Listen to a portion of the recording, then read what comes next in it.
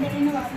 కానీ దేవుడు ఎవరి కోసం చనిపోయాడండి అంటే ఈ క్రైస్తవులకి తెలియబడుతుంది. చర్చిలో ఎవరైతే కూర్చుంటున్నారో దేవుని ఎవరైతే తెలుసుకున్నారో వారికి తెలియబడింది ఏంటంటే గుడ్ ఫ్రైడే రోజు దేవుడు చనిపోయింది. ఎవరండి?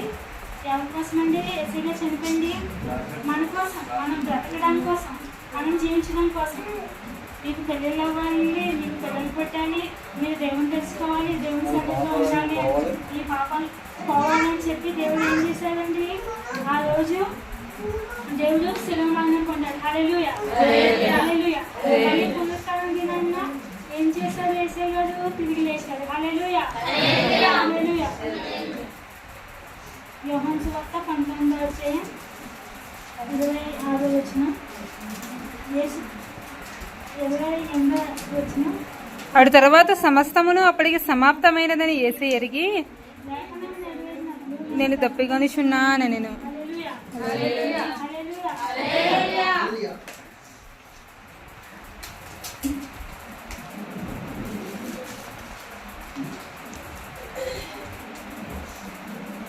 దేవుడు శిలువ మరణం పొందినప్పుడు ఆయన శిలువ మరణానికి అప్పు చెప్పినప్పుడు ఆయన పొందింది మామూలు మరణం కాదండి. ఒక యాక్సిడెంట్ కాదు, ఒక ఈ కాలంతో పోల్చుకుంటే ఒక హార్ట్ అటాక్ కాదు, ఒక సహజ మరణం కాదు. దేవుణ్ణి ఏం చేశాడండి? శిలువ మీద వేలాడదీసి ఆయన ఏం చేశారు? చంపేశారు. హల్లెలూయా. అది మామూలు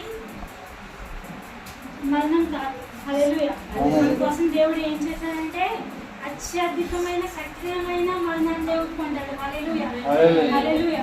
ఆయన్ని సిలువ వేశారు. ఆయన సిలువ వేయక ముందు ఆయన ఏం చేశారు? ఆయన్ని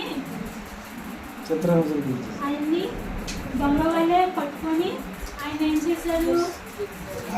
ఆయన్ని పునీకరించి ఆయన్ని చంపల మీద కొట్టి ఆయన ముఖం మీద ఉమ్ము వేసి ఒక నేరస్తున్న వల్ల ఆయన ఏం చేశారండి? ట్రీట్ చేశారు. అక్కడ ఉన్నవాళ్ళు దేవుడు మన కోసం ఏం పొందాడంటే దూరమైన మరణాన్ని మన కోసం దేవుడు ఆ శిలువ మరణం మీద పొందడం జరిగింది. హల్లెలూయా హల్లెలూయా. తల మీద ముళ్ళ కిరీటం కట్టబడింది, చేతులకి రాళ్ళకి మేకులు కట్టబడ్డాయి. హల్లెలూయా హల్లెలూయా. ఆయన శిలువ మీద పెట్టబడక ముందు 39 కొరడా డబ్బులు దేవుడు పొందాడు. హల్లెలూయా హల్లెలూయా.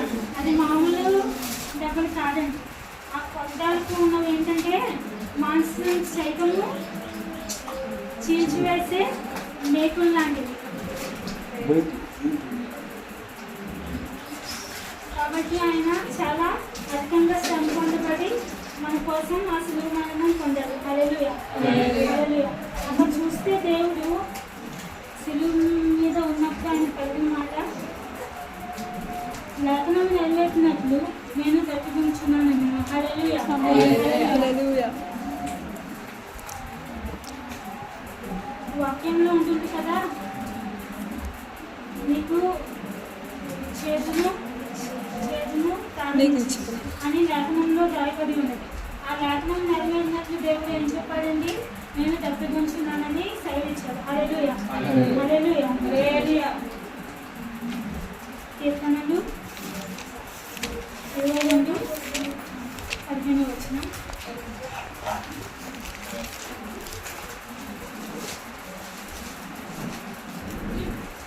నా బలము ఎండిపోయి చిల్ల పెంకువలే ఆయను నా అంటుకొని ఉన్నది. హల్లెలూయా హల్లెలూయా. అలాగే 29:21 వచనం.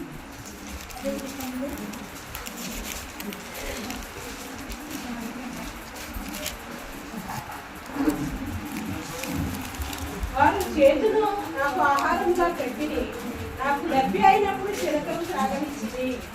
హల్లెలూయా హల్లెలూయా. మళ్ళీ చదివింది. వారు చేతులు నాకు ఆహారంగా పెట్టి నాకు లభ్య అయినప్పుడు చిలకలు సాగనిచ్చింది. హల్లెలూయా.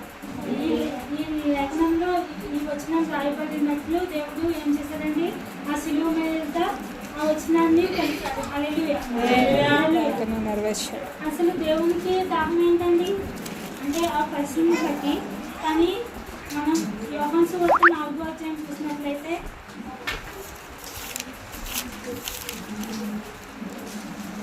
ఇక్కడ మనం సమరయ స్త్రీని చూస్తాము. దేవుడు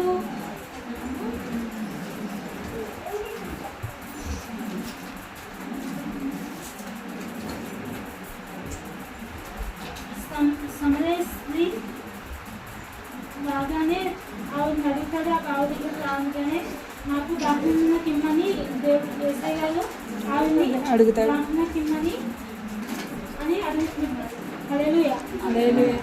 అప్పుడు ఆవిడే సమరయ స్త్రీతో యూదుడవైన నీవు సమరయ స్త్రీనైన నన్ను దాహం కిమ్మని ఎలాగో అడుగుతున్నావని ఆయనతో చెప్పాడు. ఎలాగనగా యూదులు సమరయులతో సాంగత్యం చేయరు. హల్లెలూయా. యూదులు సమరయులతో సాంగత్యం చేయరు. కానీ దేవుడు ఇక్కడ ఏం చేస్తున్నాడంటే సమరయ స్త్రీని సమరయ స్త్రీని దాహం కిమ్మని అడుగుతున్నాడు. అంటే అక్కడ ఏం చేస్తున్నాడండి యేసయ్య గారు ఒక కట్స్ని బ్రేక్ చేస్తున్నాడు. ఆ కట్టడాన్ని ఆచారాన్ని బ్రేక్ చేస్తున్నాడు. అందుకు యేసు నేను దేవుని వదనను నాకు దాహం కిమ్మని నిన్ను అడుగుచున్న వాడెవరో అది ఎదిగి ఉంటే నీవు ఆయనను అడుగు. ఆయన నీకు జీవజలమిచ్చునని ఆయనతో చెప్పాను. హల్లెలూయా. నీకు నిన్ను దాహం కిమ్మని నిన్ను అడుగువాడెవడో నీకు తెలిస్తే నీవు ఆయన్ని అడుగుదు. ఆయన నీకు జీవజలం ఇచ్చేవాడని ఆమెతో చెప్పాను. హల్లెలూయా. దేవుడు ఏమి ఇస్తాడంటే జీవజలం ఇస్తాడు. అడుపటి. హల్లెలూయా. లివింగ్ హల్లెలూయా.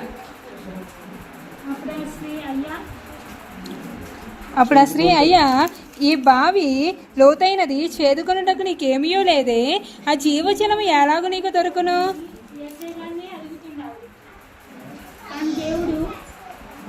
అందుకు యేసు ఈ నీళ్లు త్రాగు ప్రతివాడును మరలా దప్పికొనును, నేనిచ్చు నీళ్లు త్రాగు వాడెప్పుడునూ దప్పికొనడు. హల్లెలూయా. ఈ నీళ్లు త్రాగు ప్రతివాడును మరలా దప్పికొనును, నేనిచ్చు నీళ్లు త్రాగు వాడు ఎప్పుడునూ దప్పికొనడు. హల్లెలూయా. ఆయన ఇచ్చే జీవజలములు ఎవరికి కూడా ఎప్పుడు కూడా దాహం కలిగజేయమంట. హల్లెలూయా. పరలోకంలో దేవుడు మనకి ఇచ్చేది ఏంటండి? జీవజలములు. హల్లెలూయా. దేవుడు దాని గురించి మనకి వివరణ ఇక్కడ తెలుసుకుంటున్నాం. కాబట్టి ఆవిడికి సమరయ ఈయన నన్ను అడుగుతున్నారు ఏంటని ఆయన చూస్తుంది. కానీ ఆయనకి ఏం తెలియలేదంటే ఈయన పరిశుద్ధం తెలియలేదు. ఆవిడకి ఈయన పరమదేవుడు అని తెలియలేదు. ఆయన ఈ పరమదేవుడు మనకి ఏమిస్తాడు? నిత్య జీవం ఇస్తాడని ఆవిడ అప్పటికి గ్రహించలేదు. కానీ ఆవిడ అప్పటికి తెలుసుకుంది. వాళ్ళ ఊళ్ళో ఉన్నవాళ్ళు వాళ్ళ పూర్వీకులు ఆవిడకి తెలియజేసింది ఏంటంటే మనకి ఒక దేవుడు వస్తాడు, మనకి ఆ దేవుడు నిత్య జీవం ఇస్తాడు, జీవజాలములు ఇస్తాడు, ఆ దేవుడు మనల్ని మన పాపముల నుండి రక్షిస్తాడు అని ఆవిడకి చెప్పబడింది వాళ్ళ పూర్వీకుల ద్వారా. కానీ ఆయన్ని తెలుసుకోలేకపోతుంది.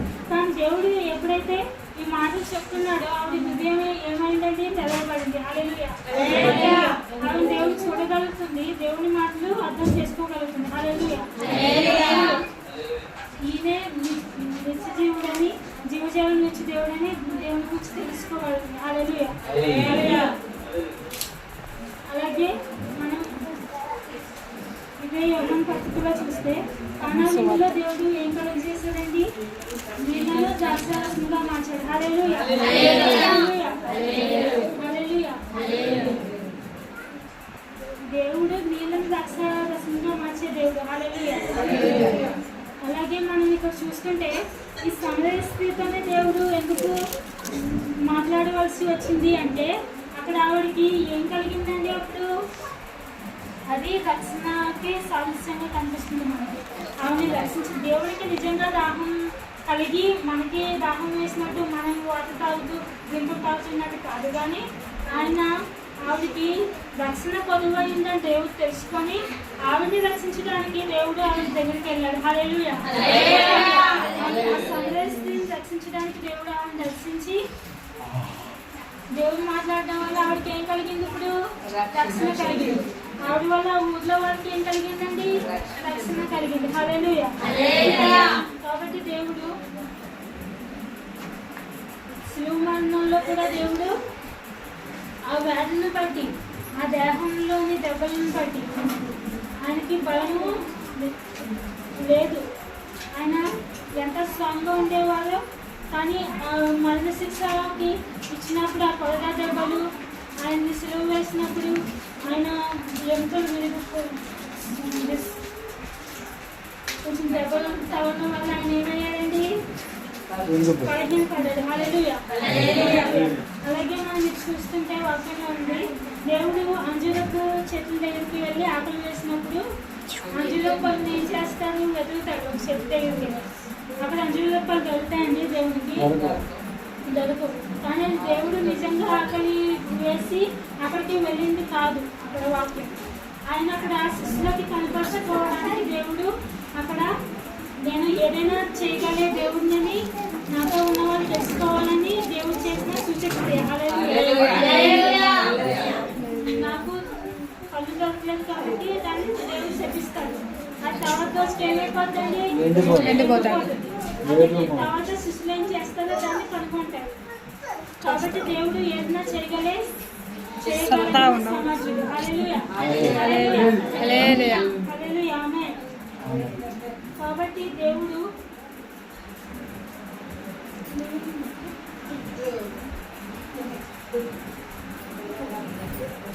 ఇచ్చిన దేవుడు. హల్లెలూయా. హల్లెలూయా. కాబట్టి ఆయన ముఖ్యంగా శిలువ మరణం పొందింది దేనికి అంటే నీ కోసము, నా కోసము, అసలు ఈ భూమి మీద బ్రతికి ఉన్న ప్రతి ప్రాణి కోసము. హల్లెలూయా. హల్లెలూయా. హల్లెలూయా. మనం ఏ పాపం చేసినా, ఏ దోషం చేసినా మనం నిత్యాగ్నికి లోనవ్వకుండా దేవుడు మనం రక్షించడం కోసం తన రక్తాన్ని దారిపోసి శిలువ మరణం పొందింది మన కోసం అండి. హల్లెలూయా. హల్లెలూయా. కాబట్టి దేవుడు ఎవరు నశించుకోవడం ఆయనకి ఇష్టం కాదు. హల్లెలూయా. హల్లెలూయా. ప్రతి ఒక్కరు రక్షింపబడమే దేవునికి ఇష్టమైంది. హల్లెలూయా. కాబట్టి పునరుత్థాన దినాన దేవుడు లేచాడు. హల్లెలూయా. హల్లెలూయా. కాబట్టి దేవుడు మన కోసం మరణమయ్యాడని మనం గ్రహించినట్లయితే మన దేవునికి ఏం కలిగి ఉంటామండి? మన దేవునికి లోబడి ఉంటాం. హల్లెలూయా. ప్రేమించగలుగుతాం. హల్లెలూయా. దేవునికి మొదలుపెట్టగలుగుతాం. దేవుని అంటే ప్రతిదీ కూడా మనం కార్యం సఫలపరచగలం. హల్లెలూయా. హల్లెలూయా. అలాగే దేవుడు మనల్ని ఇప్పుడు నా అక్క ఉంది, నా అక్క కోసం ఇప్పుడు ఎవరిని వచ్చి నీ అక్కని చంపేస్తానని నాకు గన్ చూపించి నీ అక్కని చంపేస్తాను అని అన్నారు అనుకోండి. లేదు, ముందు నన్ను చంపు, తర్వాత నా అక్కని చంపు